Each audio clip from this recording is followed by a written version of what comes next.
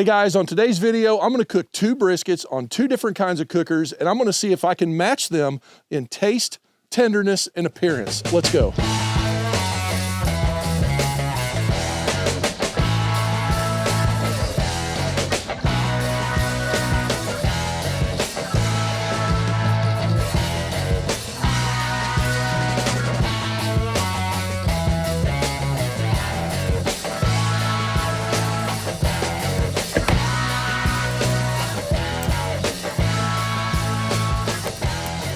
Hey guys, I'm Frank Cox. I'm the barbecue pit engineer, and welcome to the Smokeslinger channel.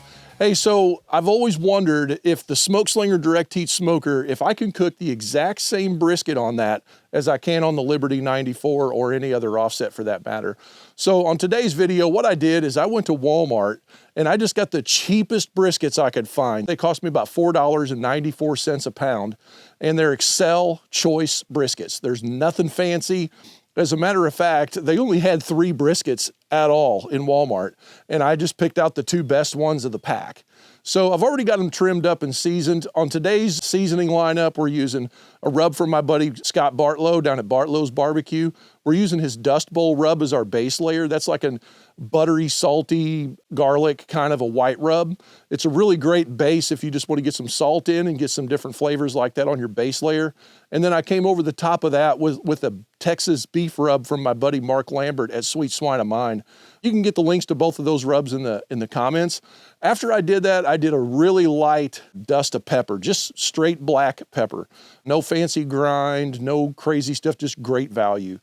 So I kept it kind of simple today because I don't want the flavor from the seasonings and all of that to really impact the test results that I'm looking for. The most important thing to me on this particular cook is if I can actually get the same amount of fat render, if I can get the texture and the tenderness the same. So that's kind of what we're going for. Really good bark formation and stuff like that. Now I'm running both cookers on cherry wood today, and I started out with a bed of charcoal. As far as like the wood I'm using cherry. That's my favorite. I got a bigger pile of cherry than I do of anything else right now. That's kind of why I'm burning that. On the Smokeslinger, the full size, I've removed the rails from the bottom of the cooker and the charcoal basket, and everything's took out. I've got it in offset mode. There's a video reference up here that you can click on later on if you want to go back and watch the video of how I set this cooker up. But anyway, I've got my charcoal lit directly on the bottom. I've got small wood splits. They're about 1 inch to 1.5 inches diameter on average and about 10 to 12 inches long. And that's what I'm running directly on the bottom on the right-hand side. The target temperature on this pit is going to be around 250 for most of the cook.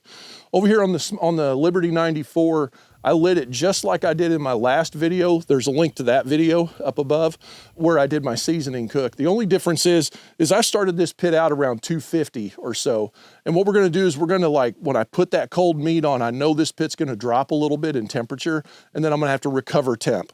So the goal is to start this thing out around 230, 240 for the first couple of hours on this pit. Then as I bring that temperature up during the middle of the cook, I'm gonna go ahead and raise that temperature. When we finish it, I'm gonna be running about 275. So let's just get this thing started. I'm already trimmed up and seasoned and ready to roll.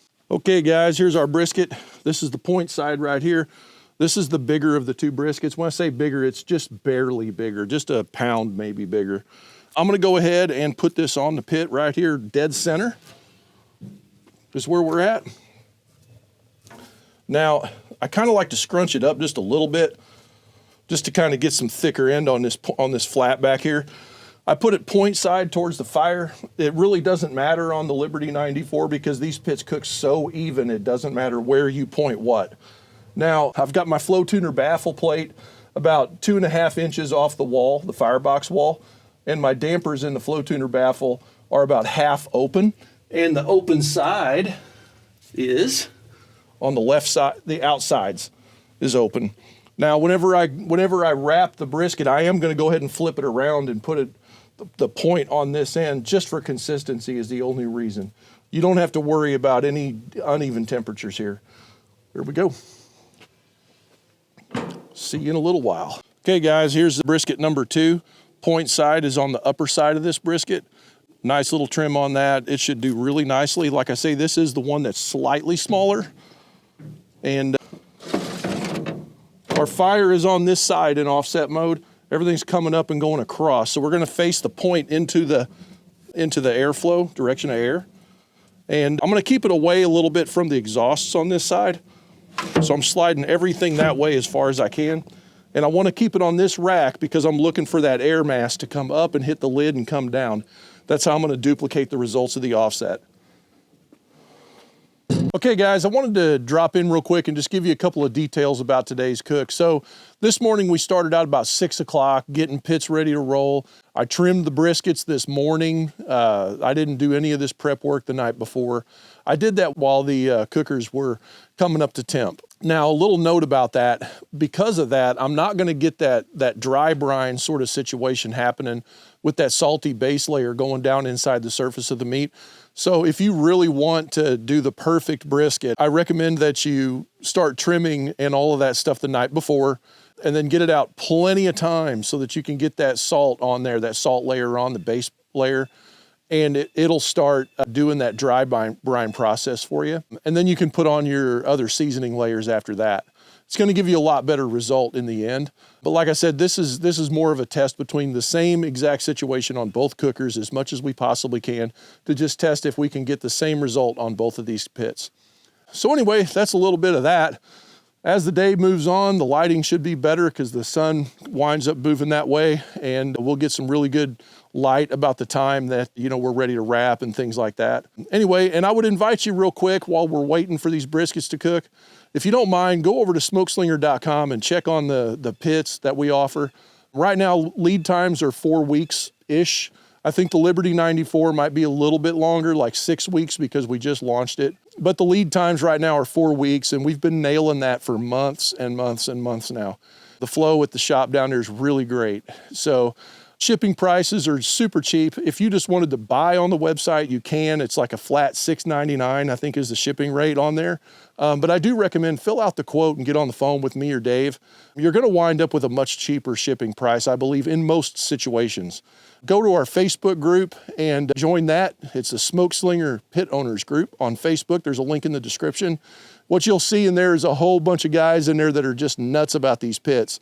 They got the mini, the full size, the Liberty94. They're posting content constantly of their cooks. It's a very encouraging, very fun group to be in. All right, guys, let's do our check-in. So far we've been running about 250 or so.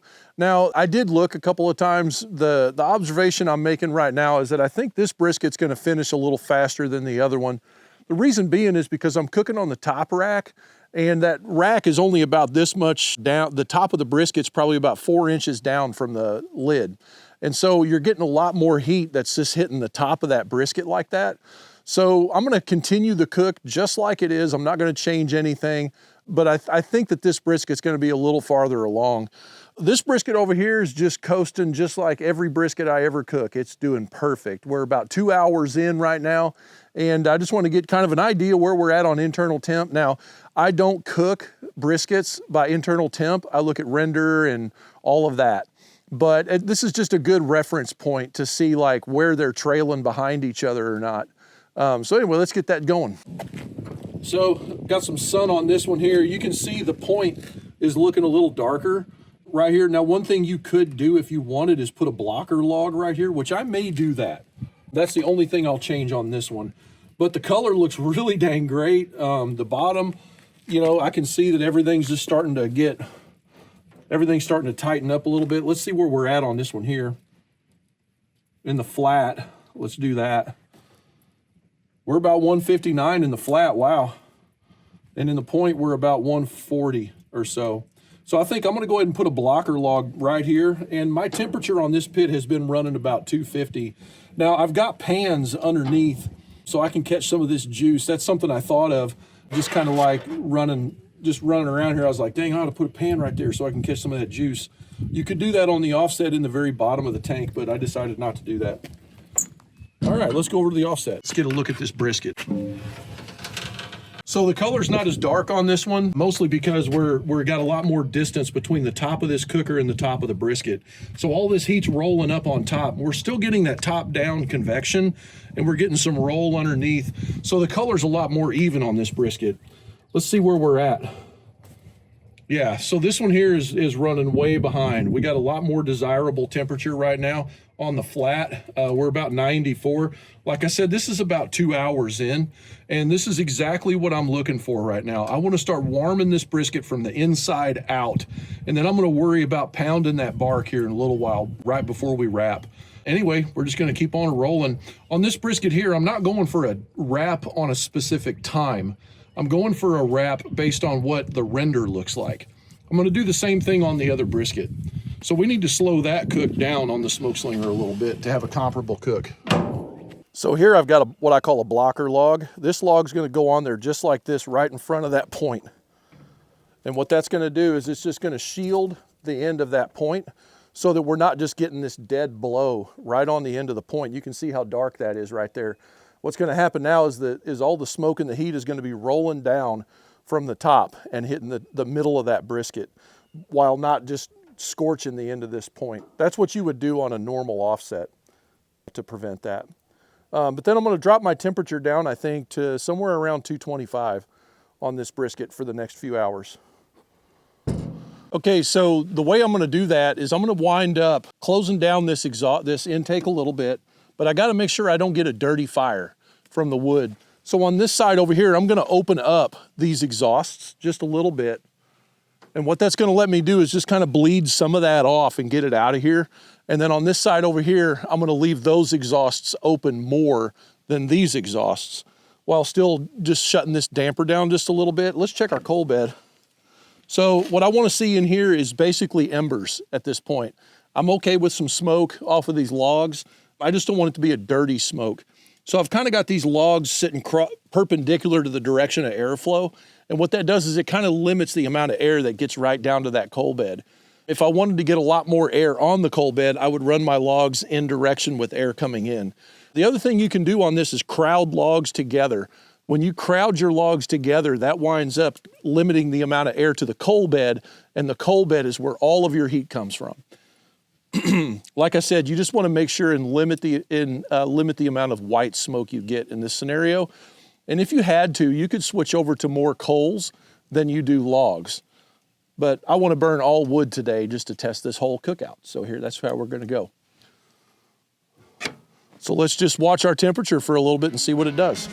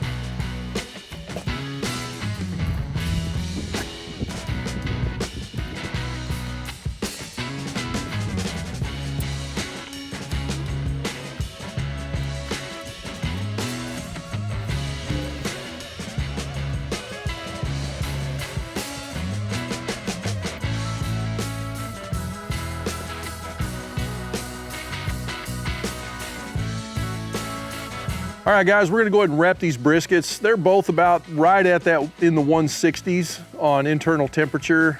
Bark formation looks equal. This one over here did shrink a little bit. It was already a little bit smaller, but you know how they do, they kind of shrink up a little bit. We're gonna go ahead and get these things wrapped.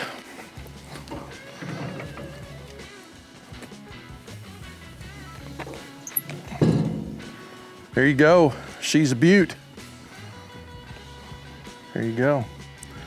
Gonna get him wrapped up here.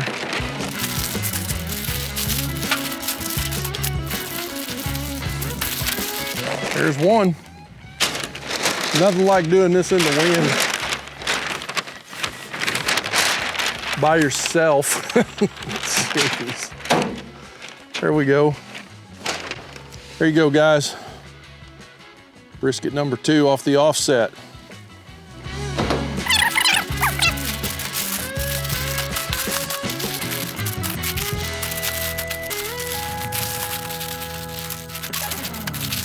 There we go.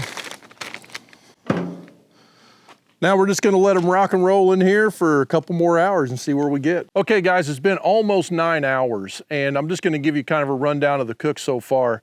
So this cooker over here, the brisket was like out the gate, it was like way ahead. So what I did is I dropped this temperature down. Pretty much all day, I've been running somewhere around 225 or just slightly under that. The main reason is because, as I explained earlier, there's only about 4 inches between the top of that brisket and the inside of the lid. Now, if hindsight 2020, probably what I would have done is dropped that brisket down a level on the second grate.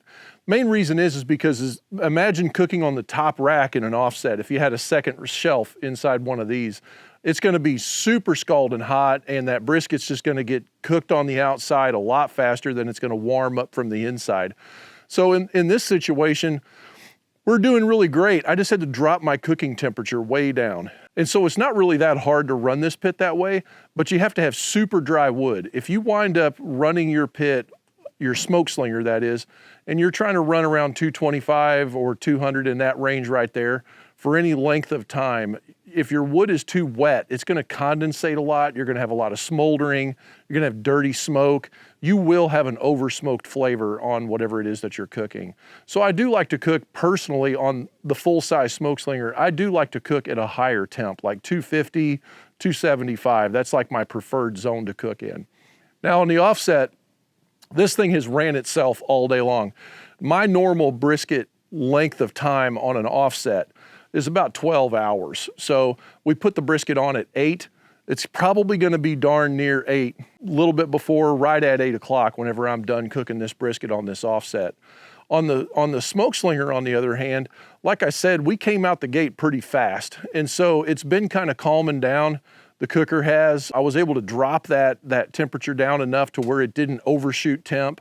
But we got some pretty good flex on it right now. And I'll pick it up and show you kind of what I mean there. So if you look at the flex on this, my gosh, it's nice. If you look at the flex, it's just like real bouncy and tender on that one. I think it could probably go for about probably an hour to get that flat where I want it. As far as this one over here, it's a lot more stiff still.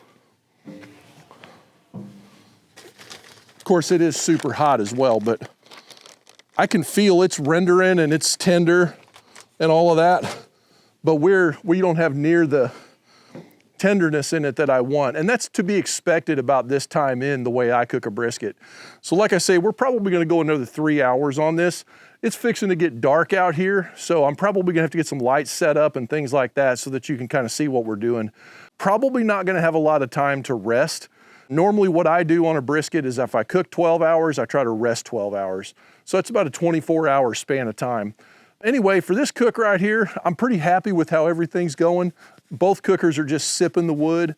I've had plenty of time to mess around with other stuff today. I haven't been like a slave to the cookers, and I'm pretty impressed with that. So I'm gonna go ahead and let these things cook for just a little bit longer, and then we'll check in once the sun sets. All right, guys, here it is. It's a little after 8:30. It's been 12 hours since I put the brisket on the offset. Actually, I put them both on at the same time, but I needed about 12 hours for this other brisket on the offset here. Just kind of run through some things real quick before I pull these briskets out. Thing number one, we're looking to see how they kept together here. As far as like, we've got the full-size Smokeslinger. Can I get the same product off of this full-size Smokeslinger that I can get off of the straight up offset Liberty94? So far throughout the cook, I've been very, very pleased that they are like in step. When I started out early on today, this cooker here, like it was running hotter. We were closer to the lid of the cooker, and it did like cook a lot faster. So I had to slow the cook down on this pit. Now this one here, it took right at about 8 hours is when this one here was done.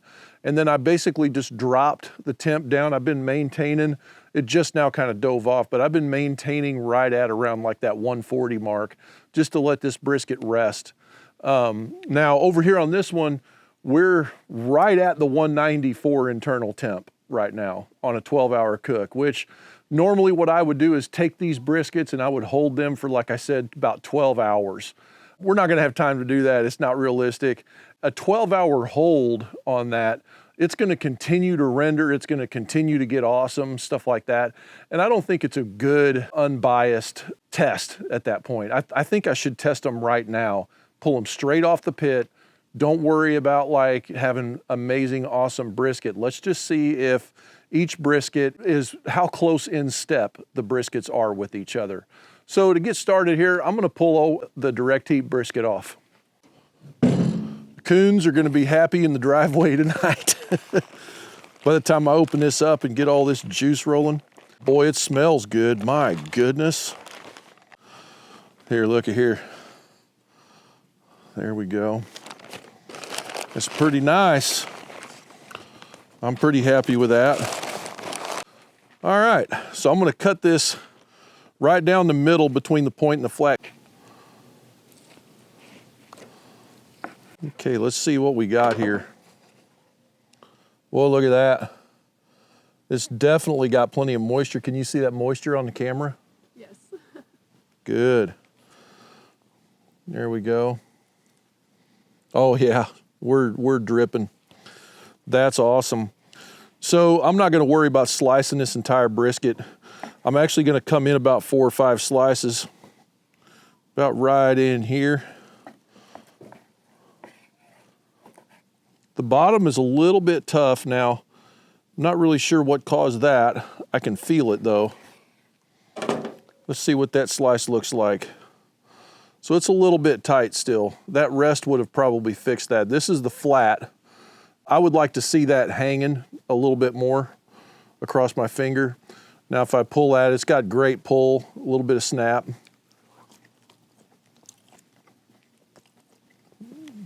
I'll tell you, that brisket's good. But I want to get up in here into the, the best slice in the entire brisket right here. So, cut this off. Bam. Boy, that looks good. Cut me a piece of that real quick. Boy, that point is just magical. Yeah, that bark is good. I really like that sweet swine of mine on top. How it barked up. Baby, you want a bite? Here, take a bite of that.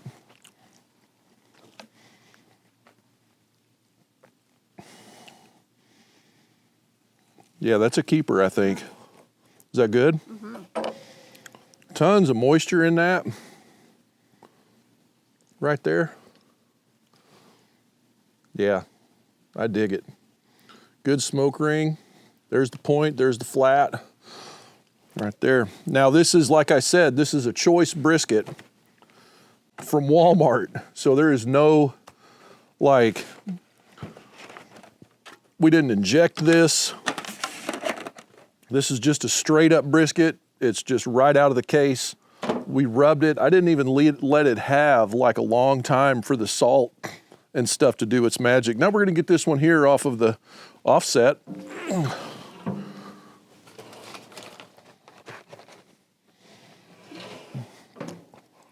Boy, it feels good. Here we go. Hopefully the camera can see this really good. Here we go. Here's the magic part. Yeah, now this brisket would have been a whole nother animal had it had rested. We got a lot of moisture up on top from sitting in this butcher paper. All right, let's see what we got. Same drill. We're just gonna go in about 4 or 5 slices here. Looks pretty good. The bottom of this one here is barked up a lot too. So I know I've got, on a brisket like this, on an offset, you always want to check the bottom and make sure that you're not just gray. If the bottom of your brisket's gray colored, you didn't get enough airflow under that brisket. You didn't set any bark, and we got great bark underneath. Let's get that 5th slice here. That's too thick. Go in here. Oh yeah. That's what I'm talking about right there, boy. It's got good flap. Now, of course, I ran this one a lot hotter. We finished at 300 degrees. Here's the pull. A little bit of snap.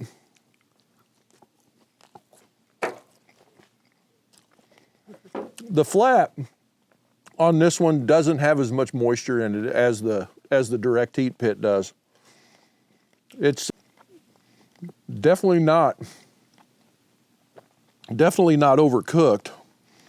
Looking at the fat on that, I think it could have rendered a little more, honestly. But as far as the way the slice of flat hung, I'm really happy with that. Let me cut this thing in half and see what we got in the middle here. Oh yeah, look at that. Got all that juice coming out of that fat right there. Like I say, I do think it could have probably rendered a little more. Probably. I'm sure that has a lot to do with my cooking method I did today. Now let's get the best bite on the whole blingity blang thing right here. Look at that.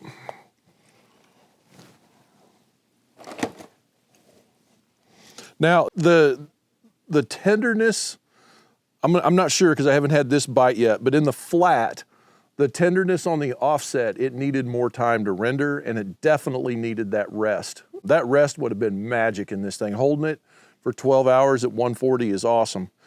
Now on the flat off of the direct heat cooker, I'm really pleased with that. It like I say, the bark on the bottom of the flat as it sat on the grate, because I didn't flip it or anything, I just left it sit right there. That bark is a little more tight on the bottom, but the meat itself was good. Here's where we're going. Okay, baby, here goes this one. This is the best slice on the whole diggity ding dang thing right there. It feels a little tight to me. I think it could have went longer, like I said. Yeah, tenderness definitely needed more time on that. No complaints though. It's chewy a little bit. So let's think about this here now. My thoughts so far on this is if you're an average backyard cook and you're not like a brisket snob like me, you could cook a phenomenal brisket on that direct heat cooker and probably cut about 4 hours off of your cook time. Just going back to this is the point and the flat, the moist side right here on that tenderness there. This is off of the direct heat cooker. I mean, that is just great right there. You could actually shave quite a bit of time off your cook just cooking on that direct heat cooker on that full-size Smokeslinger. But as far as the offset, you're gonna be able to produce a phenomenal brisket on that. The catch is it's gonna take a little bit more time. You're gonna have to feed the fire a lot more often. It does run itself as far as like maintaining temperature. These briskets, other than the two different styles of cooking and the two different heat sources, and this one here's 100% top down, this one here's got the fire underneath of it. Other than that difference, these briskets are like almost twins. The only difference is the tenderness didn't quite get where I wanted it, I think. But the flavor on that one there is really good too. I think the flavor on that one's better. Do you? Yeah, Mama says yes too. So you'll hear a lot of people say that you're gonna get like a grilled hamburger taste. Do you taste anything like grilled hamburgers on that? No, nothing at all. It just tastes like a brisket, doesn't it? Yeah. Good SPG brisket with, oh, and the other thing I did not do, if you look back at the video, I didn't go all tallow on this thing. I had tallow in there rendering that I could have used. I decided not to use it. I just decided to just let the briskets speak for themselves is what I decided to do here. So anyway, will I cook another brisket on the direct heat cooker? Most likely, because that was a fun cook. There's a lot of different things you could do there. You could do over the top chili with that. You could do like There's so many different ways. I think the one big thing I would change next time is I would probably run that brisket on the lower shelf instead of the top shelf. That way I could run that direct heat, the full size, at a higher temperature. Other than that, very pleased with both of these briskets and the cooks that I had. I gave myself 12 hours to get the offset brisket done. And that's my normal, that's what I do. And I think if I would have give this one here about another hour in the pit, and I think it would have probably got right where I wanted it to be, especially if I gave it that 12-hour rest. So anyway, guys, thanks for watching along. Hope you enjoyed the video. See for yourself what you think about direct heat cooking on briskets and stuff like that. If you got a Smokeslinger or a buddy that has one, go into the Smokeslinger Pit Owners group on Facebook and you can participate over there and see what those guys all have to say for themselves. So far, the reports I'm getting from customers is that they really like it too. So anyway, if you haven't already, go over to smokeslinger.com and check out our website there and get yourself a pit on order. It's a 4-week lead time right now on full size, and it's between 4 to 6 weeks on Liberty 94s. And let's go, man. Thin blue smoke and all that. We'll see you later.